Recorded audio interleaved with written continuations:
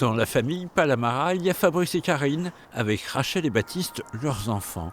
Tous les quatre, ils ont participé au défi citoyen climat pour moins consommer, moins jeter, en adoptant 10 gestes simples au quotidien pour réduire leur facture énergétique. Après plusieurs mois passés à mettre tout cela en pratique, Karine voit déjà une différence. Et au niveau de l'électricité, on a essayé de réduire aussi. On éteint par exemple tous les soirs tout ce qu'on peut éteindre et on a vu quand même une différence. On n'y croyait pas trop, mais on a vu quand même une différence. Voilà. Et puis on essaye petit à petit de mettre en place les gestes au fur et à mesure, quoi. Fabrice, lui, a été le plus difficile à convaincre. Faire des économies en utilisant au mieux son chauffage au bois, il n'y croyait pas. Mais il s'est très vite rendu compte de l'intérêt financier.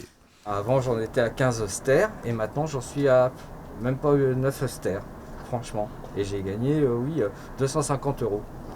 Acheter des aliments en vrac, limiter le suremballage, achat en circuit court, prendre une douche de 5 minutes seulement, éteindre les appareils électriques en veille. Pour Karine, ces éco-gestes ont un véritable intérêt pour notre planète, à condition qu'une majorité d'entre nous les adopte. Ça peut paraître contraignant, mais en fait, c'est pas si difficile que ça, en fait. Une fois qu'on a pris le pli de mettre ses déchets à la poubelle, de faire attention dans la cuisson, de se dire, tiens, ce reste-là, je peux en faire quelque chose, c'est pas compliqué, en fait, et c'est pas magique.